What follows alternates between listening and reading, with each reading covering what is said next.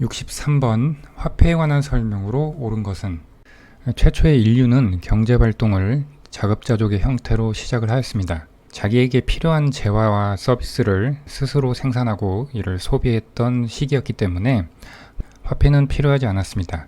하지만 점차 집단 생활을 영위하게 되면서 자급자족 경제의 변화가 일어나게 되는데 물물교환이 발생하게 되었습니다. 그런데 물물교환을 함에 있어서 욕망의 이중적 일치라고 불리는 조건이 충족이 되어야 물물교환이 가능했는데, 그것은 내가 어떤 재화를 가지고 있고 그 재화보다 나에게 더 큰 효용을 주는 다른 재화를 가진 상대방이 있어야 되고, 그 상대방도 자기가 가지고 있는 재화보다 내가 가지고 있는 재화가 더 큰 효용을 줄 때, 그래서 서로 물물교환을 통해서 둘 다 높은 효용을 누릴 수 있게 되어야 물물교환이 가능하게 됩니다. 이러한 물물교환의 전제 조건을 우리는 욕망의 이중적 일치라고 하는데, 이것이 이루어지기 위해서는 너무 많은 시간과 비용이 들게 됩니다. 조건 자체를 충족하는 교환이 발생하기가 쉽지 않은 것이죠.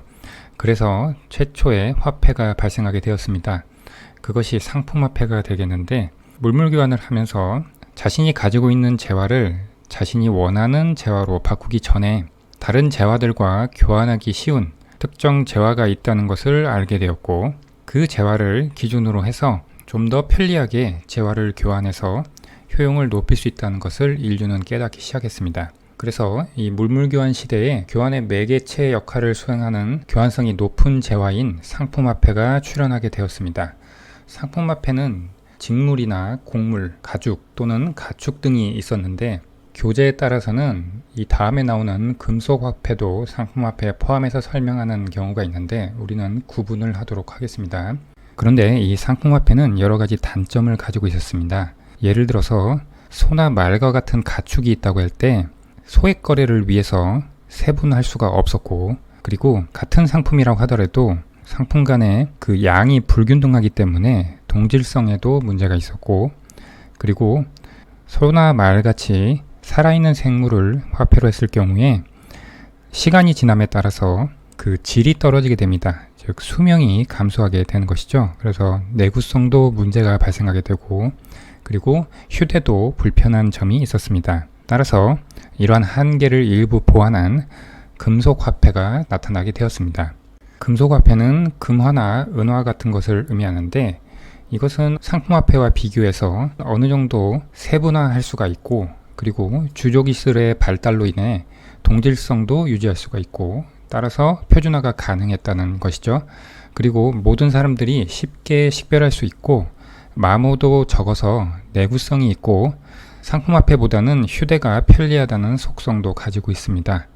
이 금속화폐는 중량에 따라서 화폐 가치가 결정되고, 그런데 화폐를 사용할 때마다 무게를 측정한다는 것은 매우 번거로운 일이었기 때문에 일정한 규격을 갖춘 주화가 출현하게 되었습니다.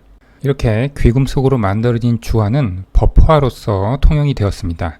여기서 법화라는 것은 국가에 의해서 강제적으로 통용되고 국가가 그 가치를 보증하는 화폐를 말합니다. 그런데 이러한 금속화폐도 몇 가지 문제점이 있었습니다. 먼저 주화가 유통되는 과정에서 마모가 돼서 금속의 함유량이 점차 줄어드는 문제가 있었습니다. 그리고 주화의 제조 과정에서 정부가 함량 미달의 재료를 사용해서 화폐량을 늘리거나, 또 개인들이 주화의 가장자리를 칼로 긁어내서 이득을 취하는 방식으로 함량 미달의 나쁜 주화, 악화가 유통되는 문제도 발생하게 되었습니다. 그래서 주화가 유통되는 나라에서는 어김없이 시간이 흐를수록 주화의 가치, 주화의 질이 떨어지게 되었습니다. 하지만 금속화폐는 이전의 상품화폐에 비해서 장점이 더 많았기 때문에 이러한 금속화폐의 등장은 멀리 떨어진 곳과 무역을 발전시키는데 크게 기여를 했습니다. 상품화폐와 비교해서 운반하기도 훨씬 편리하고 보관에 따른 위험성도 줄었기 때문입니다. 그런데 중세 이후에 대규모 원거리 거래가 활발해지면서 금 세공업자나 보석상 등이 금을 보관하고 그것을 증명하는 금 보관 증서를 대금 결제 수단으로 사용하기 시작하였습니다. 정부 역시 주화를 제조하는 데 드는 비용을 절감하고 유통 과정에서 주화의 마모를 없애기 위해서 주화를 만드는 대신에 금, 은을 일정량 구입해서 보관하고 이를 바탕으로 교환을 보증하는 증서를 발행해서 화폐로 사용하기 시작하였습니다. 이게 바로 지폐의 시작이 되었습니다. 지폐는 위조의 위험이 있긴 했지만 금속화폐가 가지고 있는 여러 가지 단점을 보완할 수 있었습니다. 먼저 주화를 만드는 데 드는 비용을 현저하게 감소시킬 수 있었습니다. 그리고 가볍고 부피도 작았기 때문에 운반비도 훨씬 적게 드는 장점이 있었습니다. 이러한 장점을 가진 지폐를 정부는 민간의 지폐 발행을 금지하고 발권을 독점하기 시작했고, 그리고 정부가 공신력을 유지하기만 하면 금 보유량을 초과해서 지폐를 발행할 수 있다는 것을 알게 되었습니다. 따라서 정부는 지폐 발행액에 일정 비율에 해당하는 금액만큼의 금만 보유해도 모든 국민이 같은 날 같은 시각에 금으로 교환해달라는 금태환을 요구하지만 않는다면 지급 능력을 유지할 수 있다는 것을 알게 됩니다. 이러한 제도를 부분준비제도라고 합니다. 보통 여러분들이 화폐금융론을 배울 때 부분준비제도라고 하면 예금은행이 고객의 예금을 법정 지불준비금으로 일정 비율을 보유하고 나머지 예금을 대출을 통해서 신용창출을 하는 것을 배웠을 것입니다. 하지만 이 당시는 정부가 유일한 발권력을 가진 주체였기 때문에 정부가 주체가 된 부분준비제도라는 것이 차이가 있겠습니다. 이러한 부분준비제도가 발전하면서 정부는 이것을 극단화시켜서 지폐의 태환력을 뒷받침하는 금을 전혀 보유하지 않더라도 정부에 대한 신용만을 근거로 지폐를 발행하게 됩니다. 이처럼 지급 준비금이 없이 지폐를 발행하는 불안지폐, 오로지 정부에 대한 신용을 근거로 발행되어 유통되는 화폐를 불안지폐 또는 명령화폐, 신용화폐, 명목화폐라고 합니다. 다시 표현을 바꿔서 설명하면 정부가 지폐를 발행할 때 지폐 발행액의 일정 비율에 해당하는 금액만큼을 지급준비금으로 보유해서 발행하는 제도를 부분준비제도라고 하는데, 그것이 극단화된 경우, 즉 지급준비금이 없이 지폐를 발행하는 불안지폐, 태환이 안 되는 지폐라고 하는 것이죠. 불안지폐를 명령화폐 또는 신용화폐, 명목화폐라고 합니다. 그래서 정부에 대한 신용이 무너질 경우에 금융시장에 엄청난 충격을 가져오게 되겠죠. 화폐 가치의 급격한 하락을 가져와서 금융시장의 변동성을 증폭시켜 혼란에 빠뜨릴 위험성을 가지고 있습니다. 거기다 이 지폐는 제조비도 저렴했기 때문에 지폐를 남발해서 발행할 위험도 가지고 있습니다. 그렇게 되면 급격한 인플레이션을 유발하는 요인이 되겠죠. 그 다음 지폐가 통용된 이후에 정부뿐만 아니라 민간은행의 공신력이 높아지기 시작하면서 민간은행에 예금한 예금자가 요구하는 즉시 현금이 인출될 수 있는 요구불 예금에 연결된 어음이나 수표 등이 출현하게 되었습니다. 이것은 은행이 제공하는 것으로 정부가 보증하는 법화는 아닙니다. 하지만 일반적인 교환수단으로 널리 인정받게 됐기 때문에 이것도 화폐로서의 기능을 가지게 되었습니다.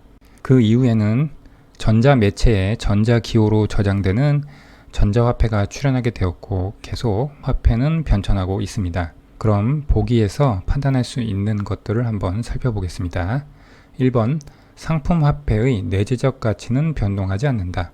상품화폐는 내재적 가치를 가지고 있다고 그랬죠. 그런데 내재적 가치는 변동을 합니다. 가축의 시세가 변동하듯이 상품화폐의 내재적 가치는 변동을 합니다. 틀린 보기고요. 다음 3번, 명령화폐는 내재적 가치를 갖는 화폐이다. 명령화폐는 오로지 정부에 대한 신용을 근거로 유통되는 화폐로 실물 부문과 연관이 완전히 끊어진 화폐라고 그랬죠. 그래서 내재적 가치를 갖고 있지 않습니다. 그 다음 두 번째, 화폐의 역할 또는 기능에 대해서 살펴보면 대표적으로 세 가지를 들 수 있습니다. 화폐는 첫 번째, 가치 척도의 기능을 갖습니다. 즉 재화 및 용역의 가치를 측정하는 기준이 되는데 계산 단위 또는 회계 단위로서 기능하는 것을 우리는 가치 척도의 기능이라고 하고요. 두 번째, 교환의 매개 수단으로 쓰입니다. 재화 및 용역을 교환할 때 매개 역할을 하게 돼서 거래 비용을 줄여줍니다. 이것은 최초의 상품화폐 등장을 이야기할 때 욕망의 이중적 일치를 설명하면서 이야기했던 부분이죠. 그 다음 세 번째, 가치 저장 수단 기능입니다. 이것은 재화 및 용역의 판매 시점과 구매 시점을 분리시켜주는 수단이 됩니다. 즉, 재화 및 용역을 판매해서 화폐를 가지고 있다가 자신이 구매하고 싶은 시점에 화폐를 사용해서 구매할 수 있게 해준다는 것이죠. 이것은 저축수단으로서의 기능을 의미합니다. 보기에서 4번을 보면 가치 저장 수단의 역할로 소득과 지출의 발생 시점을 분리시켜준다. 이게 바로 세 번째 가치 저장 수단에 대한 내용을 설명하고 있는 부분이죠. 5번, 다른 용도로 사용될 수 있는 재화는 교환의 매개 수단으로 활용될 수 없다. 지금 다른 용도로 사용될 수 있다는 것은 내재적 가치를 가지고 있다는 것을 의미합니다. 즉, 상품화폐와 금속화폐를 의미하는 것인데 이것은 교환의 매개 수단으로 활용될 수가 있죠. 그래서 5번은 틀린 보기고요. 마지막으로 통화지표를 살펴보겠습니다. 통화지표는 이거보다 더 세분화할 수 있지만 대표적인 M1과 M2를 살펴보겠습니다.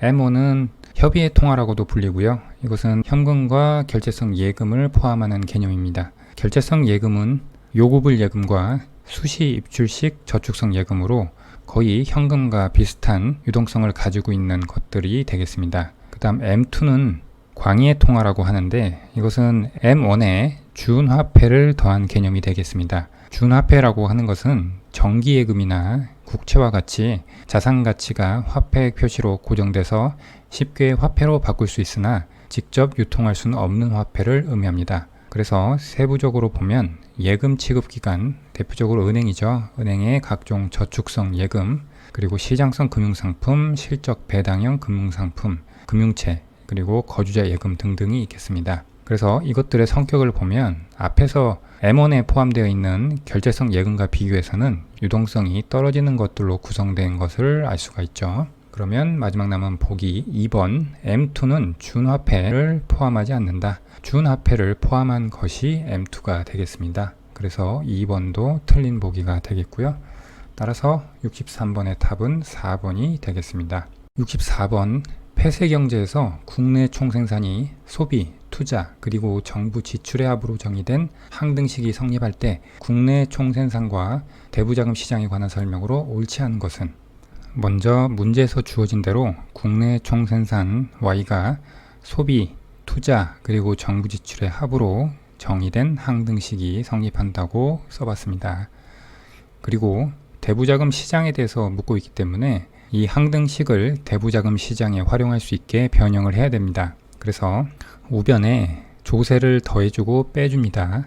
그리고 투자 I만 남겨놓고 나머지 것들을 모두 좌변으로 이항을 시켜줍니다. 이항을 시키되 가계 부분과 정부 부문으로 나눌 텐데 먼저 국내 총생산에서 조세를 빼고 소비를 뺀 것을 우리는 민간저축이라고 합니다. 그리고 조세에서 정부 지출을 뺀 것을 정부저축이라고 합니다. 그래서 이렇게 변형을 해도 항등식은 계속 유지가 되죠. 즉, 가계의 저축과 정부 저축의 합이 투자와 일치하게 된다는 식으로 변형이 됩니다. 이것은 경제의 총저축, 국민저축이라고 하는데 국민저축과 총투자가 일치한다고 하는 항등식으로 표현을 할 수 있겠습니다. 이 항등식을 가지고 대부자금 시장의 그래프를 그려볼 수 있겠습니다. 먼저 좌변의 국민저축 S는 대부자금의 공급을 나타냅니다. 즉 대부자를 나타내죠. 국민경제의 총저축에서 가계저축을 구성하고 있는 이 식을 봤을 때 여기서 소비가 가처분 소득의 함수라면 이 좌변 전체는 이자율 그리고 대부자금의 평면에서 수직이 됩니다. 만약 소비가 이자율의 감소함수라면 저축은 이자율의 증가함수가 되고 그러면 이 평면에서 우상향하는 모습을 가지게 되겠습니다. 하지만 보기에서 결론은 달라지지 않기 때문에 우리는 가정을 단순화해서 소비가 가처분 소득만의 함수라는 가정하에 수직으로 논리를 전개하도록 하겠습니다. 그리고 우변에 투자는 통상적으로 이자율의 감소함수로 가정을 하는데 그래서 이 평면에서 우하향하는 모습으로 그려져 있습니다. 투자라고 하는 것은 기업이 하는 것으로 이것이 바로 대부자금을 수요하는 주체, 차입자가 되는 것이죠. 보기를 하나씩 보면 1번 총저축은 투자와 같다. 이쪽에서 증명한 것이죠. 2번 민간저축이 증가하면 투자가 증가한다. 민간저축이 증가하면 지금 이 부분이 증가한다는 것이죠. 그러면 대부자금의 공급 곡선이 오른쪽으로 이동하게 됩니다. 이렇게 되면 실질이자율은 감소하고 대부자금의 균형 거래량은 증가하게 되죠. 실질이자율이 감소하니까 투자는 증가하게 되죠. 그래서 2번도 맞는 보기고요.